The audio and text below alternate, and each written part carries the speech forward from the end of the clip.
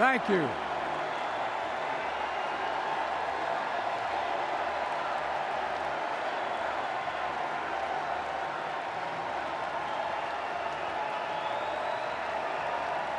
Thank you.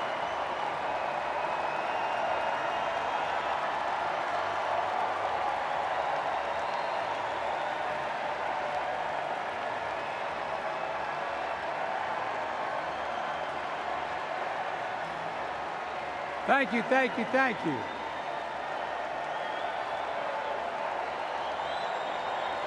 Thank you.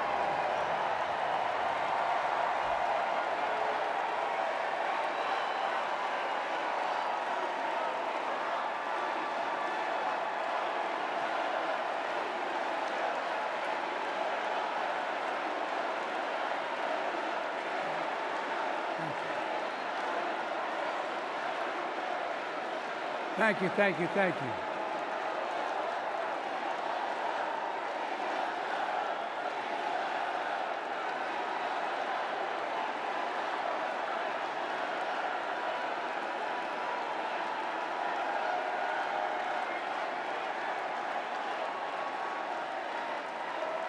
Thank you, thank you, thank you.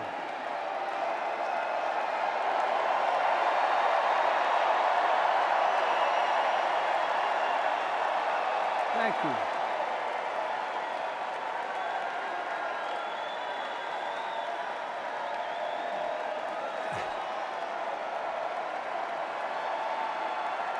Thank you.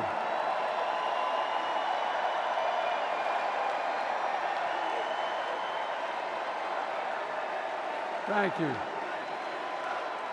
I love you. Thank you.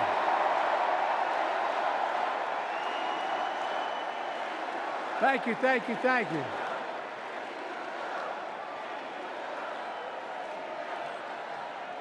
That was my daughter.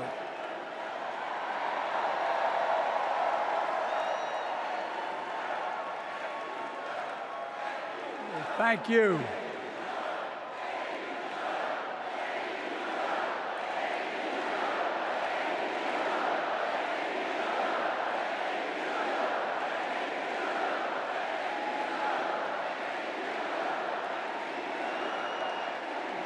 Thank you, thank you, thank you.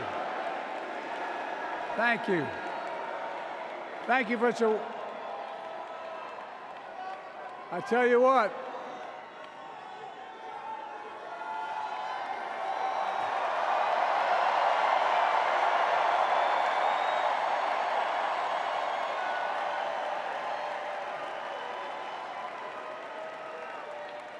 To my dearest daughter, Ashley, God love you, you're incredible. Thank you for the introduction and for being my courageous heart, along with Hunter and our entire family, and especially our rock, Jill.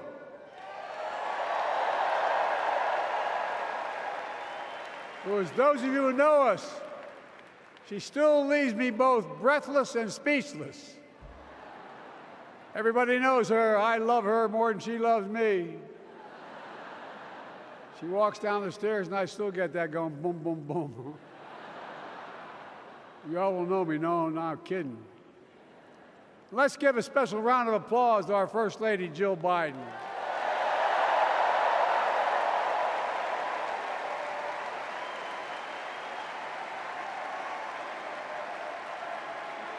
My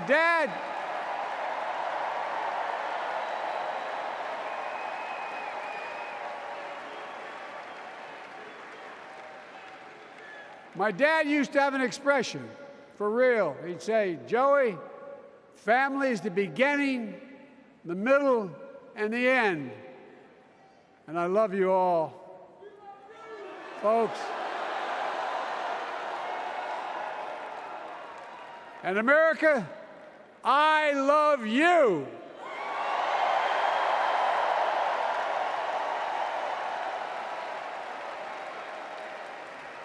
Folks, let me ask you.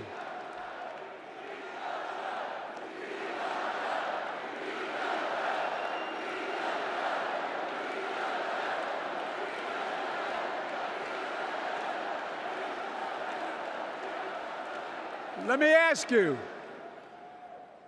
are you ready to vote for freedom?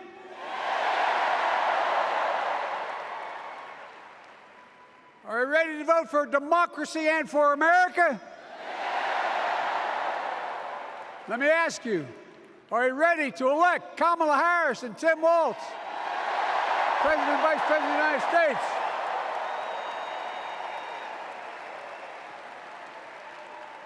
My fellow Democrats, my fellow Americans, nearly 4 years ago, in winter, on the steps of the Capitol, on a cold January day, I raised my right hand and I swore an oath to you and to God to preserve, protect, and defend the Constitution and to faithfully execute the office of the President of the United States. In front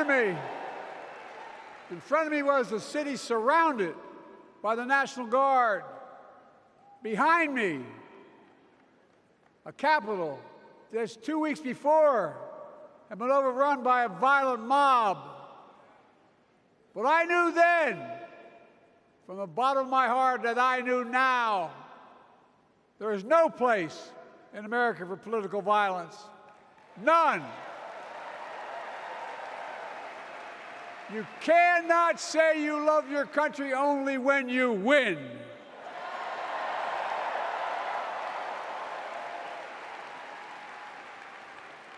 In that moment, I wasn't looking to the past. I was looking to the future. I spoke of the work at hand, the moment we had to meet. It was, as I told you then, a winter of peril and possibility. Of peril and possibility. We're in the grip of a once-in-a-century pandemic, historic joblessness, a call for racial justice long overdue, clear and present threats to our very democracy. Thank you.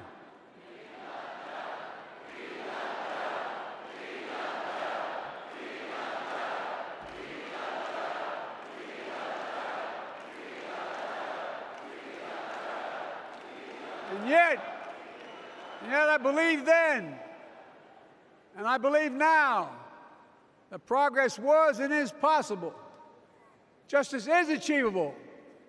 And our best days are not behind us, they're before us.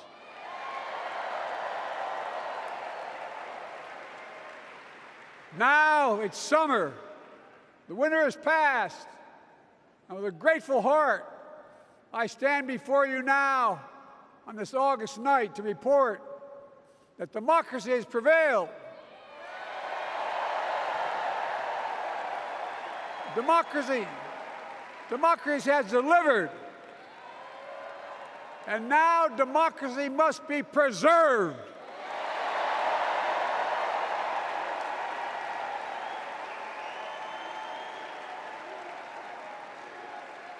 You've heard me say it before. We're facing an inflection point, one of those rare moments in history when the decisions we make now will determine the fate of our nation and the world for decades to come. That's not hyperbole, I mean it literally. We're in a battle for the very soul of America.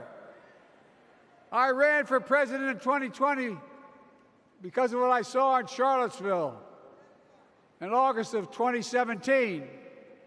Extremists coming out of the woods, carrying torches, their veins bulging from their necks, carrying Nazi swastikas, and chanting the same exact anti-Semitic bile that was heard in Germany in the early 30s.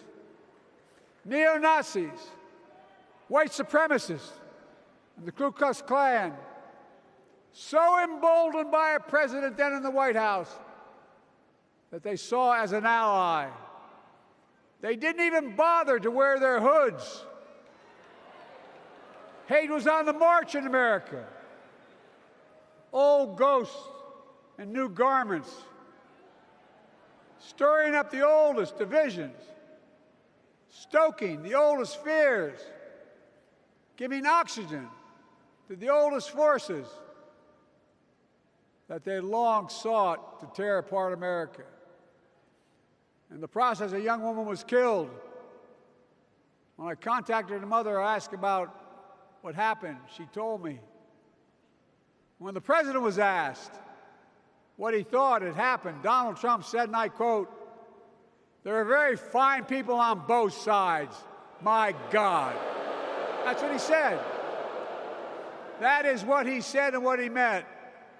That's when I realized, had listened to the admonition of my dead son, I could not stay on the sidelines.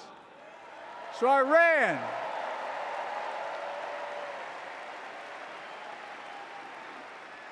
Because I had no intention of running again. I just lost part of my soul. But I ran with a deep conviction. In America, I know and believe in an America where honesty, dignity, decency still matter. An America where everyone has a fair shot and hate has no safe harbor.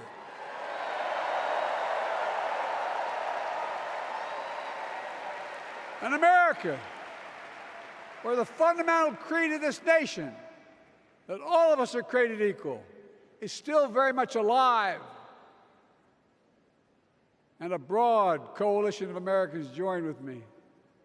81 million voters voted for us, more than any time in all of history. Because of all of you in this room and others, we came together in 2020 to save democracy.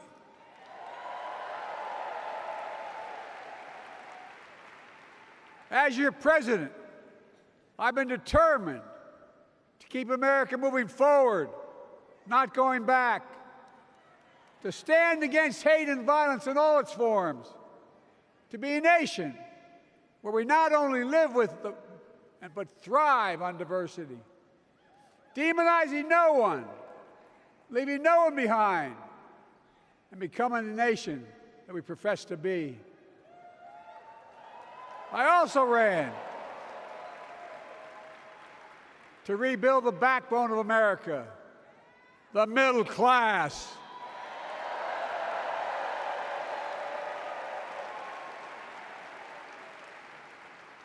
I made a commitment to you that I be a president for all Americans, whether you voted for me or not. We have done that. Studies show the major bills we have passed actually delivered more to red states than blue, because the job of the president is to deliver to all of America. And because of you, and I'm not exaggerating, because of you, we've had one of the most extraordinary 4 years of progress ever, period. When I say we, I mean Kamala and me. Just think about it. COVID no longer controls our lives. We've gone from economic crisis to the strongest economy in the entire world. Record 16 million new jobs, record small business growth, record high stock market, record high 401ks, wages up, and inflation down, way down, and continuing to go down.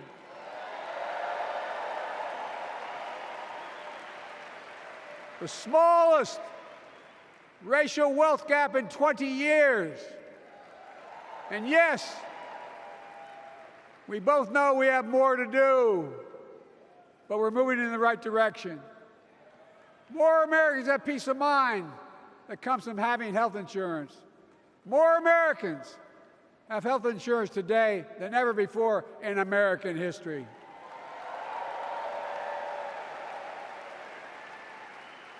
And after, as a young senator beginning to fight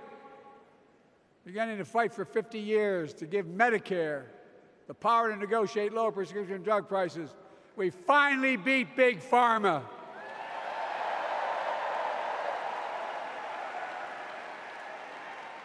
And guess who cast the tie-breaking vote?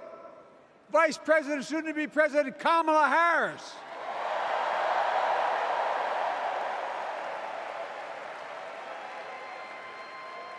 And now it's the law of the land. Instead of paying $400 a month for insulin, seniors with diabetes will pay $35 a month.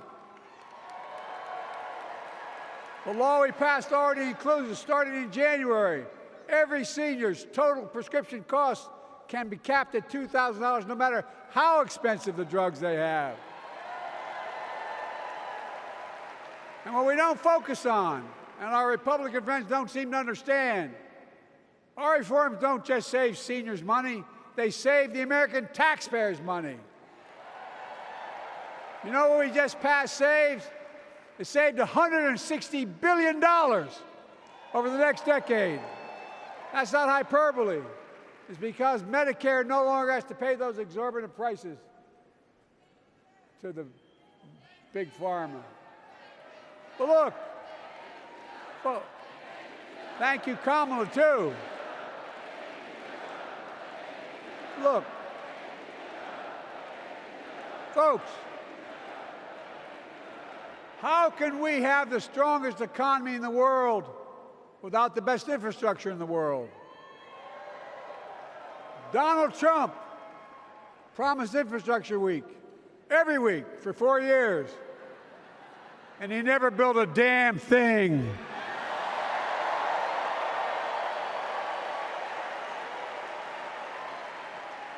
But now, because of what Kamala and I have done, remember we were told we couldn't get it done. Remember when we came into office, we couldn't get anything passed? But right now, we're giving America an infrastructure decade, not week. We're modernizing our roads, our bridges, our ports, our airports, our trains, our buses. We're removing every lead pipe from schools and homes so every child can drink clean water. We're providing affordable high-speed internet for every American, no matter where they live, not unlike what Roosevelt did with electricity. And so much more. We are uniting the country. We're growing our economy. We're improving our quality of life. And we're building a better America.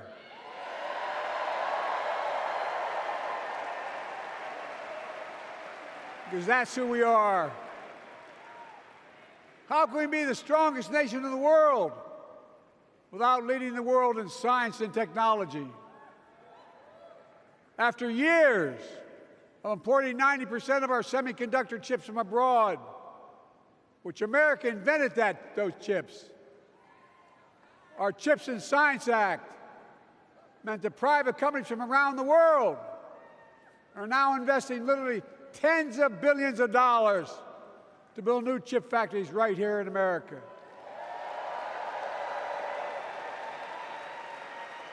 And over that period, they'll create tens of thousands of jobs. And many of those jobs in the so-called fabs, the buildings that make the chips, that's being constructed now. And guess what? The average salary in those fabs, size of a football field, will be over $100,000 a year, and you don't need a college degree.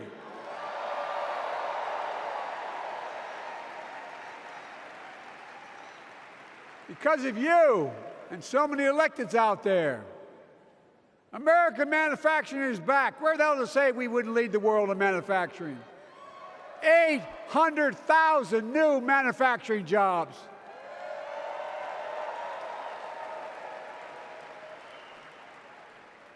Our Republican friends and others made sure they'd go abroad to get the cheapest labor. We used to import products and export jobs. Now we export American products and create American jobs right here in America, where jobs belong. With every new job, with every new factory, pride and hope is being brought back to communities throughout the country that were left behind. You know you're from them, many of you. You know what it's like when that factory closed, where your mother, your father, your grandmother, grandfather worked. And now you're back, providing once again, proving The Wall Street didn't build America. The middle class built America, and unions built the middle class.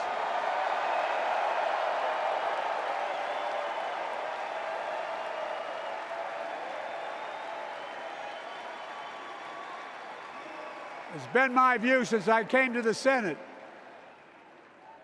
That's why I'm proud to have been the first president to walk a picket line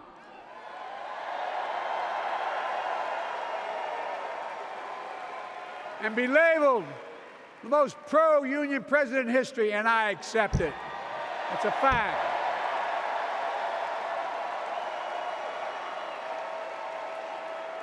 Because when unions do well, we all do well.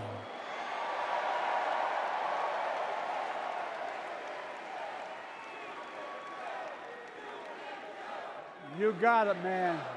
You got it.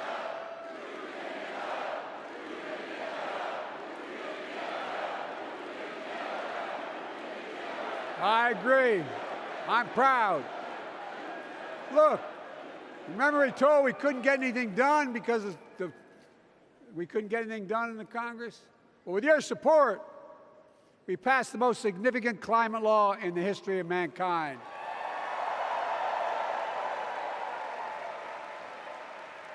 Over $370 billion. Cutting carbon emissions in half by 2030. Launching a climate corps, similar to AmeriCorps and Peace Corps, creating tens of thousands of jobs for young people of the future who are going to make sure this continues. Creating hundreds of thousands of jobs in clean energy for American workers, including the IBEW installing 500,000 charging stations all across America. And in the process, reducing carbon emissions. And we're seeing it. We're seeing to it that the first beneficiaries of environmental initiatives are those fence-line communities that have been smothered by the legacy of pollution. Louisiana and Delaware, Route 9, all the factories, all those chemical factories are right next to the poorest neighborhoods. They're the ones we're going to bring back.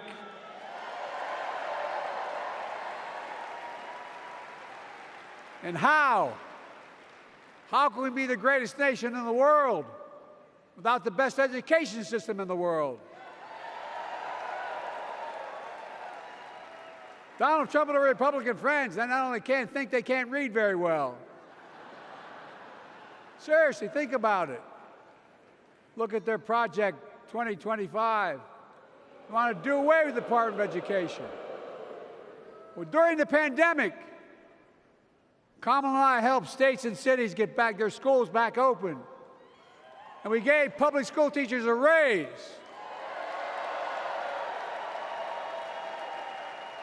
We created apprenticeships with businesses and communities, putting students on a path to a good paying job, whether or not they go to college. And by the way, we're making college a hell of a lot more affordable. Increasing Pell Grants by $900. Over $15 billion to HBCUs. Minority service engines, including Hispanic institutions and tribal colleges. We kept our commitment to provide more student relief than ever by lifting the burden of helping millions of families so they could get married, start a family, buy a home, and begin to build family wealth and contribute to the community and grow our economy. It's not costing us, it's creating more wealth.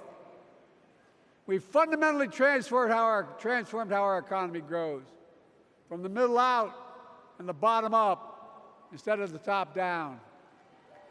You know, my dad used to say there wasn't a whole hell of a lot to drop down on my kitchen table at the end of the month. I come from a basic middle-class family, 3-bedroom house, 4 kids, a grandpop living with us, decent neighborhood, but never a penny to spare. And look, that top-down notion never worked. A lot of Democrats didn't think it worked, thought it worked, but it doesn't. And when we did all that, what we've done, everybody can do well. Everybody.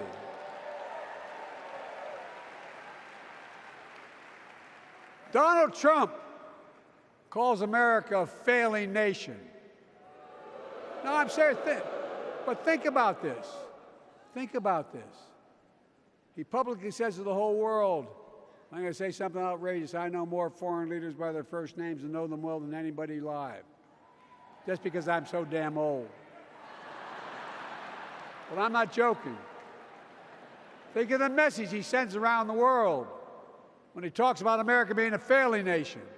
He says we're losing. He's the loser. He's dead wrong.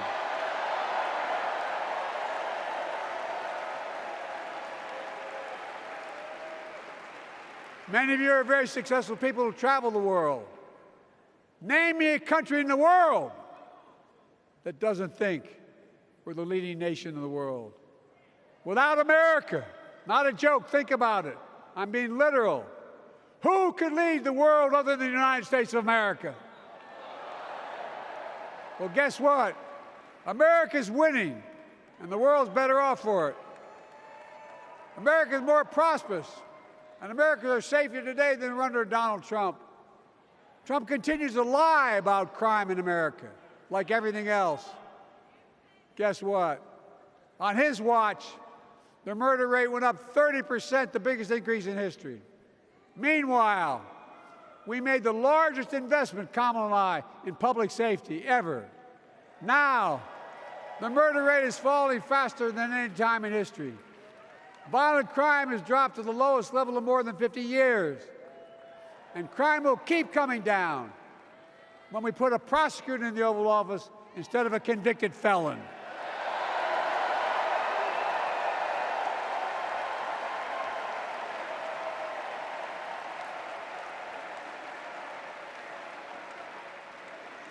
And folks, the distinguished senator from the C Senate from California and I passed the first ban on assault weapons.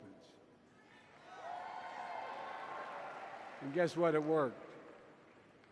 If we care about public safety, we need to prevent gun violence. And what makes me ashamed when I travel the world, which I do, more children in America are killed by a gunshot than any other cause in the United States. More die from a bullet than cancer, accidents, or anything else in the United States of America. My God. That's why Kamala and I are proud. We beat the NRA when we passed the first major bipartisan gun safety law in 30 years.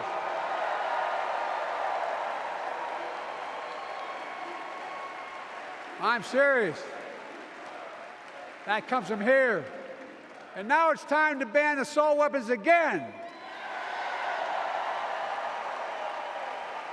And demand universal background checks.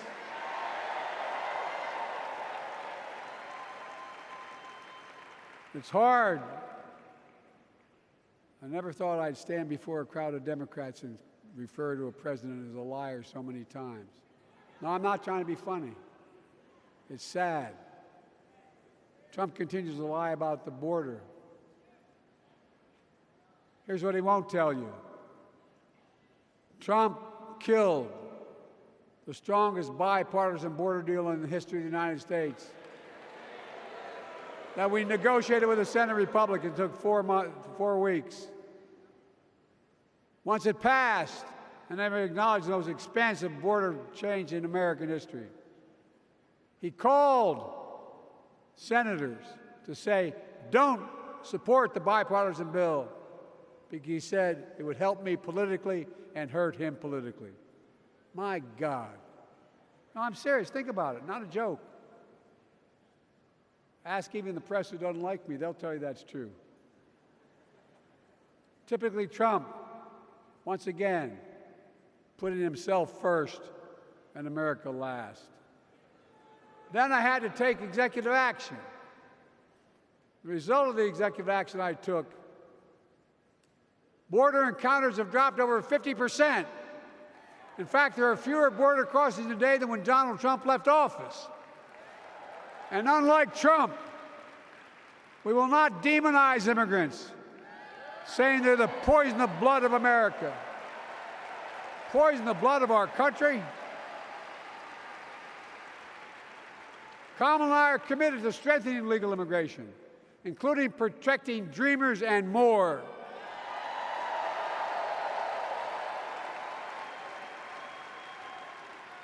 And here's what else I believe in: protecting your freedom to vote, your freedom to love who you love,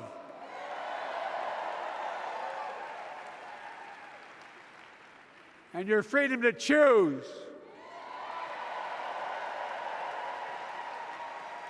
In its decision overturning Roe v. Wade, as you heard earlier tonight, the United States Supreme Court majority wrote the following, quote, "Women are not without electoral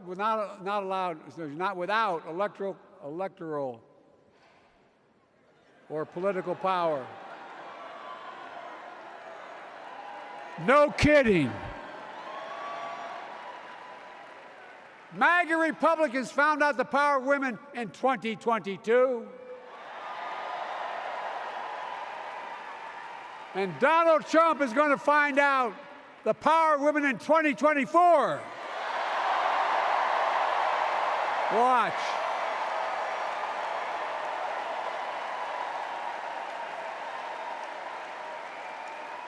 And where Trump and his mega Republican right-wingers seek to erase history, we Democrats continue to write history and make more history. I'm proud to have kept my commitment to appoint the first black woman in the United States Supreme Court.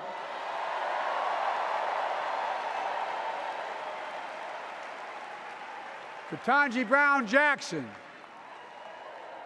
a symbol for every young woman in America that you can do anything. I'm proud that I've kept my commitment to have an administration that looks like America and that taps in to the full talent of our nation. The most diverse cabinet in history, including the first black woman of South Asian descent to serve as vice president, and will soon serve as the 47th president of the United States.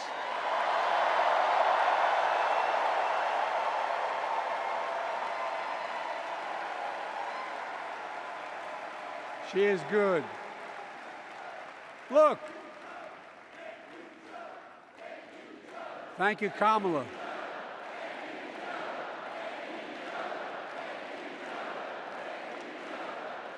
Folks, I've long said we have many obligations as a nation, but I got in trouble years ago for saying I'd make no apologies.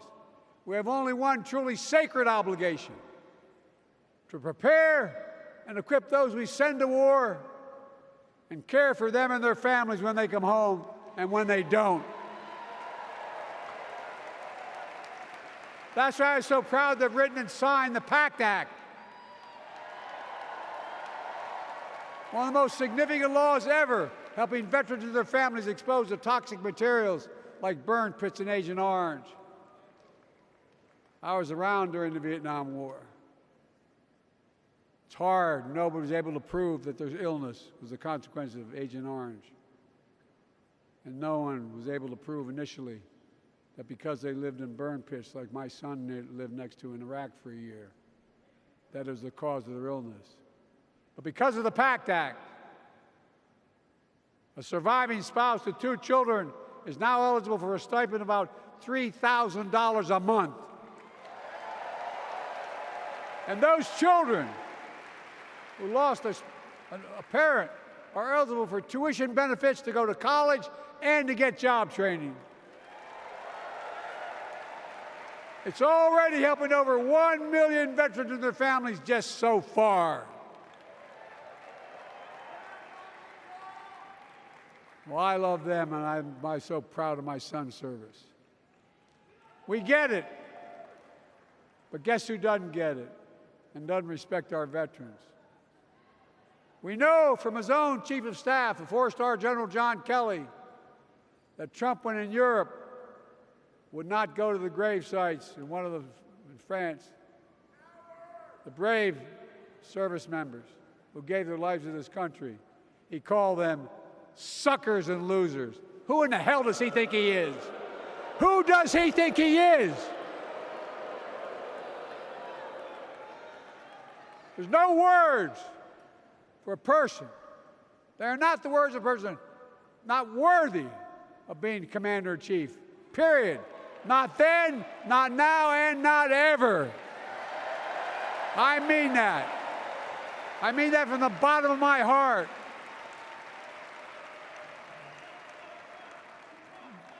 Just as no commander-in-chief should ever bow down to a dictator, the way Trump bows down to Putin. I never have, and I promise you, Kamala Harris will never do it. Will never bow down. When Trump left office, Europe and NATO was in tatters. Not a joke. America First doctrine changed our whole image in the world. Well, they gave the hours, about 190 hours sum total, me my counterparts or heads of state in Europe, to strengthen NATO. We did. We united Europe like it hadn't been united for years, adding Finland and Sweden to NATO. 10 days before he died, Henry Kissinger called and said, not since Napoleon has Europe not looked over their shoulder at Russia with dread, until now. Until now. Well, guess what? Putin thought he'd take Kyiv in 3 days. 3 years later, Ukraine is still free.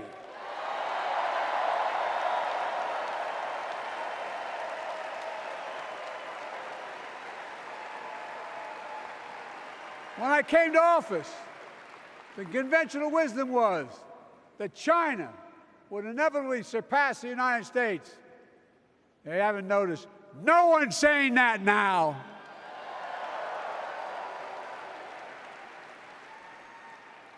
And we'll keep working to bring hostages home and end the war in Gaza and bring peace and security to the Middle East.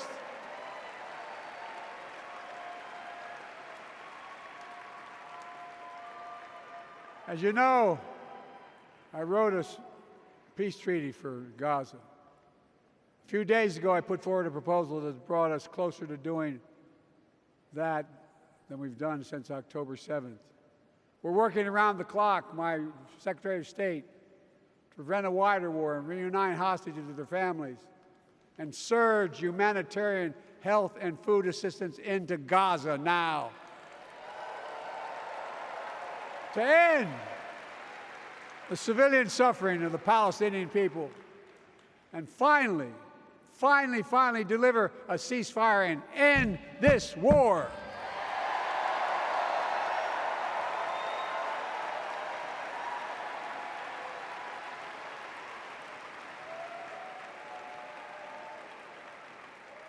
Those protesters out in the street, they have a point. A lot of innocent people are being killed on both sides. Just as we worked around the clock to bring home wrongfully detained Americans and others from Russia in one of the most complicated swaps in history, but they're home. Kamala and I are going to keep working to bring all Americans wrongfully detained around the world home. I mean it. Folks, I've got 5 months left in my presidency. I've got a lot to do. I intend to get it done.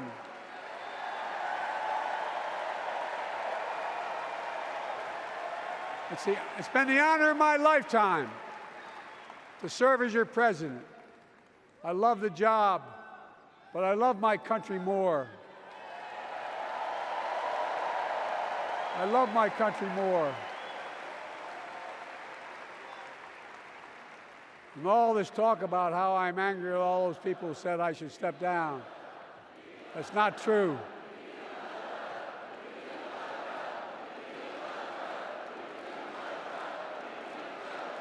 Thank you.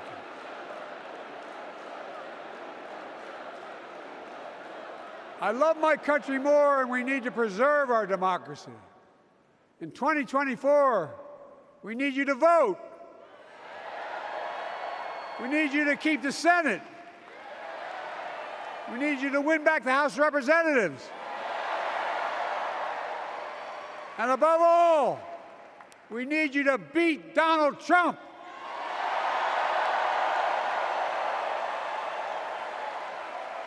And elect Kamala Ann Tim,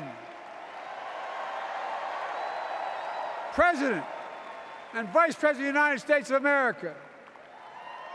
Look, they'll continue to lead America forward, creating more jobs, standing up for workers, growing the economy, lower the cost to American families so they just have a little more breathing room. We've made incredible progress, but we have more work to do. And Kamala and Tim will continue to take on corporate greed and bring down cost of food. They'll keep taking on Big Pharma, making insulin $35 a month, not just for seniors, but for everyone in America. And capping prescription drug costs at a total of $2,000, not just for seniors, but for everyone. And folks, that's going to save America again tens of billions of dollars. Folks, they'll make housing more affordable, building 3 million new homes, providing $25,000 down payment assistance for the first-time home buyer, more than the 10 we approved. Donald Trump wants a new tax on imported goods, food, gas, clothing, and more. You know what that will cost the average family, according to the experts? $3,900 a year in a tax. No, it's a fact. Kamala and Tim will make the child care tax credit permanent.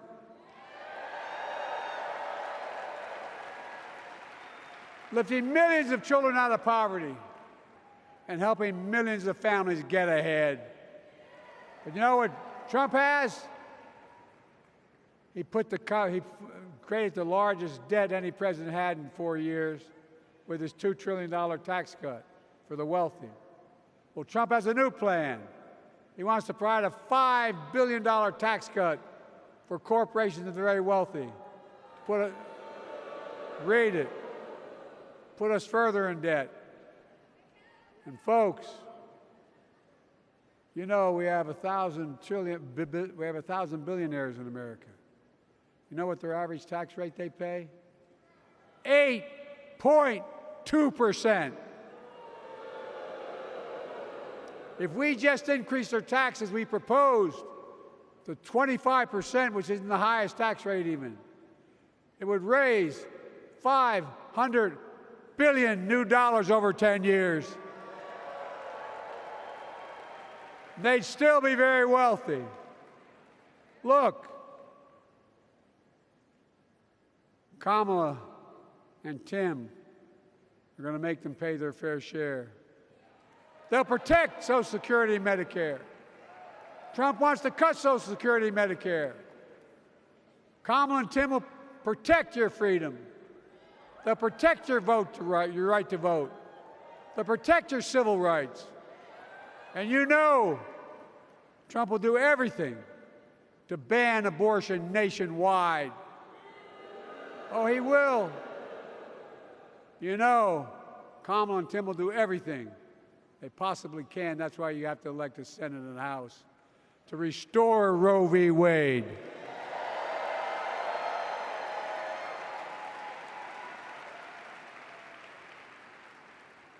The ancient Greeks taught us that character is destiny. Character is destiny. For me and Jill, we know Kamala and Doug are people of character. It's been our honor to serve alongside them. And we know that Tim and Gwen Walz are also people of great character. Selecting Kamala was the very first decision I made when I became our nominee. And it was the best decision I made my whole career.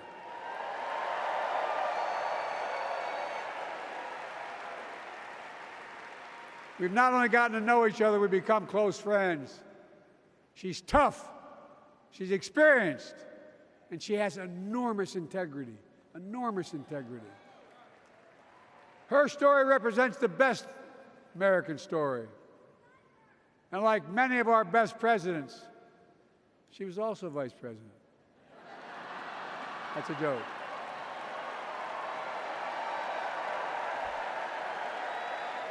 But she'll be a president our children can look up to. She'll be a president respected by world leaders because she already is. She'll be a president we can all be proud of. And she will be a historic president who puts her stamp on America's future.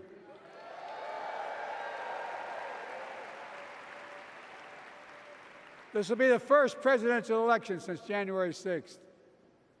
On that day, we almost lost everything about who we are as a country. And that threat, this is not hyperbole, that threat is still very much alive. Donald Trump says he will refuse to accept the election result if he loses again. Think about that. He means it. Think about that. He's promising a bloodbath if he loses, in his words. And that he'll be a dictator on day one, in his own words.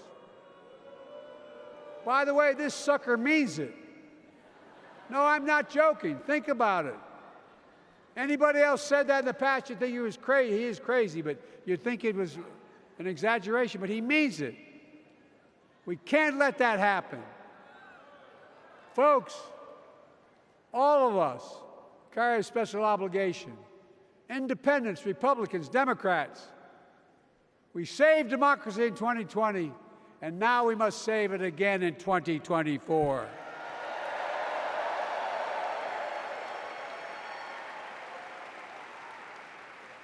The vote of each of us cast this year will determine whether democracy and freedom will prevail. It's that simple. It's that serious. And the power is literally in your hands. History is in your hands. Not hyperbole. It's in your hands. America's future is in your hands. Let me close with this. Nowhere else in the world could a kid with a stutter and modest beginnings in Scranton, Pennsylvania, and Claymont, Delaware, grow up to sit behind the resolute desk in the Oval Office.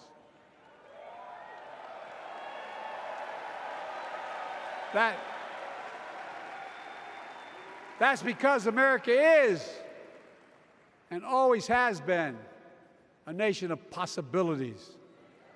Possibilities. We must never lose that. Never. Kamala and Tim understand that this nation must continue to be a place of possibilities, not just for the few of us, but for all of us. So join me in promising your whole heart to this effort, and where my heart will be. I promise I'll be the best volunteer Harrison Walz has Cam ever seen.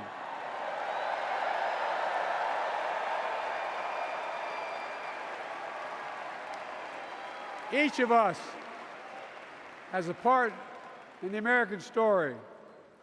For me and my family, there's a song that means a lot to us, that captures the best of who we are as a nation. The song is called American Anthem. There's one verse that stands out, and I can't sing worth a damn, so I'm not going to try. I'll just quote it. The work and prayers of centuries have brought us to this day. What shall our legacy be?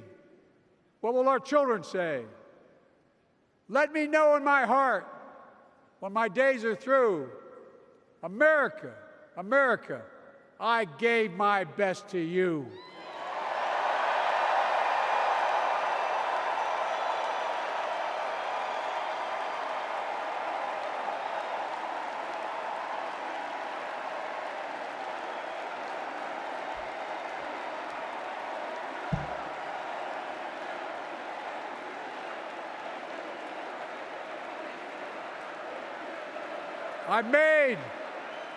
I've made a lot of mistakes in my career, but I gave my best to you. For 50 years, like many of you, I've given my heart and soul to our nation. And I've been blessed a million times in return with the support of the American people.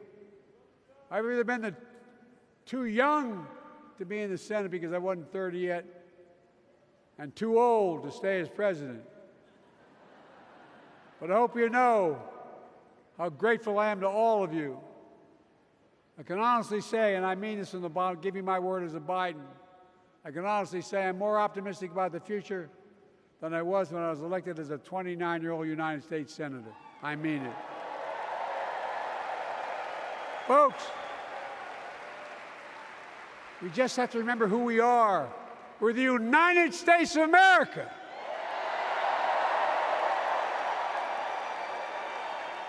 And there's nothing we cannot do when we do it together. God bless you all, and may God protect our troops.